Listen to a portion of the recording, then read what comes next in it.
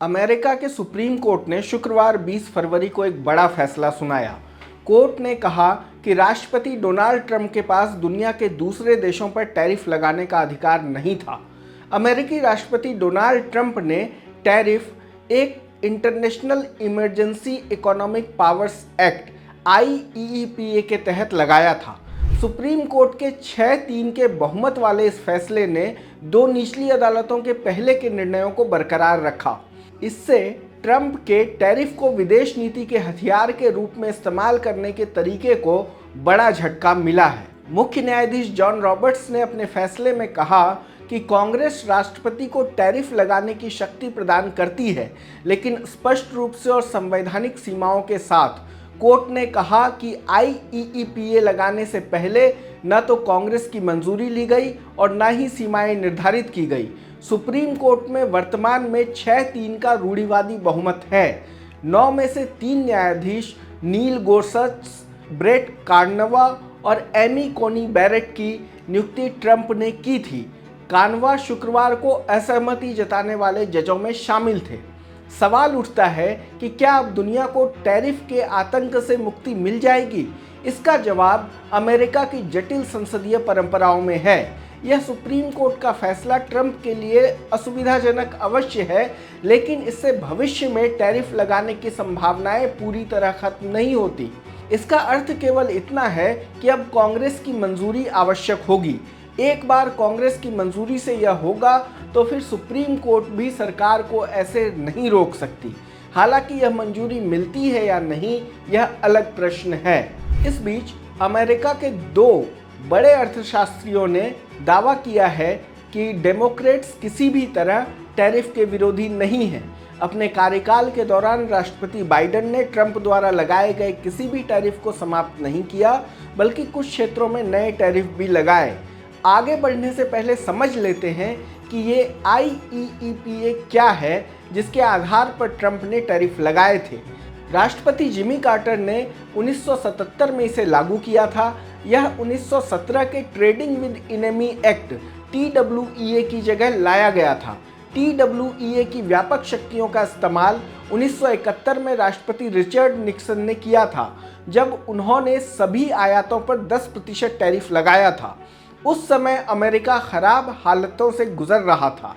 IEEPA के तहत अमेरिकी राष्ट्रपति को यह शक्ति है कि वह किसी भी असामान्य और असाधारण खतरे से निपटने के लिए कदम उठाए जिसका स्रोत पूरी तरह या आंशिक रूप से अमेरिका के कारोबार से बाहर हो और जो अमेरिका की राष्ट्रीय सुरक्षा और विदेश नीति या अर्थव्यवस्था के लिए खतरा हो, बशर्ते राष्ट्रपति उस खतरे के संबंध में राष्ट्रीय आपातकाल घोषित करें। यानी उनको इस खतरे के बारे में पहले कांग्रेस को बताना होगा, अमेरिकी संसद को बताना होगा, उसके बाद वो अपने इन अधिकारों का इस्तेमाल कर सकते हैं। इस मामले में अमेरिकी राष्ट्रपति डोनाल्ड ट्रंप ने टैरिफ लगाने से पहले कांग्रेस को इसकी जानकारी नहीं दी थी, इसलिए सुप्रीम कोर्ट ने इसे अवैध माना है। ट्रंप से पहले इस अधिनियम का उपयोग अन्य देशों पर प्रतिबंध सैंक्शन लगाने के लिए किया जाता था। 1979 के ईरान बंधक के बाद कार्टर ने राष्ट्रीय आपातकाल घोषित कर अमेरिका में मौजूद ईरानी सरकारी संपत्तियों को फ्रीज कर दिया था। यह आपातकाल 40 वर्षों में 8 लगातार राष्ट्रपतियों द्वारा हर साल नवीनीकृत किया गया, जिससे अमेरिका एक प्रकार के स्थायी आपातकाल की स्थिति में बना रहा। 2001 में 11 सितंबर के हमलों के बाद जॉर्ज W. बुश ने भी ऐसा ही कदम उठाया था। 1 सितंबर 2025 तक IEEPA के तहत 77 राष्ट्रीय आपातकाल घोषित किए गए थे, जिसमें 46 अभी भी लागू हैं। कांग्रेशनल रिसर्च सर्विस की रिपोर्ट के अनुसार यह बातें कही जा रही हैं। हालांकि ट्रंप से पहले किसी भी अमेरिकी राष्ट्रपति ने IEEPA की व्याख्या टैरिफ लगाने के लिए नहीं की थी। यानी IEEPA का इस्तेमाल दूसरे देशों पर टैरिफ लगाने के लिए नहीं किया गया था। 2 अप्रैल 1925 को घोषित लिबरेशन डे टैरिफ के कार्यकारी आदेश में कहा गया था कि अमेरिका विदेशी व्यापार और आर्थिक प्रथाओं तथा व्यापार संबंधों में पारस्परिकता की कमी के कारण राष्ट्रीय आपातकाल का सामना कर रहा है। सवाल उठता है कि सुप्रीम कोर्ट के फैसले का क्या अर्थ है? क्या रिफंड संभव है? यह तो तय बात है कि टैरिफ ने अमेरिकी सरकार के खजाने को खूब भरा है।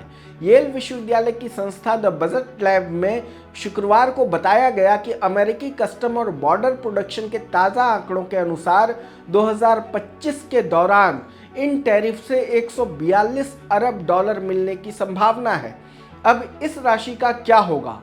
द बजट लैब ने कहा कि सुप्रीम कोर्ट ने यह खारिज नहीं किया है कि आयातक उन IEEPA टैरिफ के लिए रिफंड का दावा कर सकते हैं। हालांकि रिफंड प्राप्त करने की प्रक्रिया कैसी और कितनी जटिल या आसान होगी यह नहीं बताया गया है, लेकिन संभव है कि 2025 में IEEPA से जुटाई गई राशि का बड़ा हिस्सा कंपनियों को वापस किया जाए।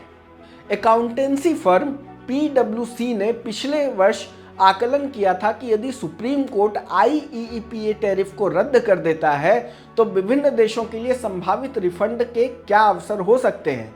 उनके विश्लेषण के अनुसार अक्टूबर 2025 तक भारत से हुए 108 अरब डॉलर के निर्यात पर लगभग 487 मिलियन डॉलर का टैरिफ लगा था। PwC ने चेतावनी दी थी कि यदि रिफंड की अनुमति भी मिलती है तो वसूली प्रक्रिया जटिल और संसाधन गहन हो सकते हैं। रिफंड की अनुमति मिलती है या नहीं, उससे अधिक महत्वपूर्ण यह है कि ट्रंप प्रशासन इस झटके से कैसे निपटता है। क्या पारस्परिक टैरिफ अब पूरी तरह खत्म हो जाएंगे? क्या वैश्विक व्यापार वातावरण फिर से पहले जैसा शांत हो जाएगा? हालांकि यह संभावना कम दिखती है। रिपोर्ट के अनुसार ट्रंप ने राज्यपालों के साथ बैठक में सुप्रीम कोर्ट के फैसले को शर्मनाक बताया है। हालांकि सुप्रीम कोर्ट के फैसले से पहले भी ऐसे संकेत मिले थे कि ट्रंप प्रशासन सुप्रीम कोर्ट से इसी तरह के फैसले की उम्मीद कर रहा है। नवंबर 2025 में ट्रेजरी सेक्रेटरी स्कॉट बेंसेट ने कहा था कि कई अन्य कानूनी विकल्प उपलब्ध हैं।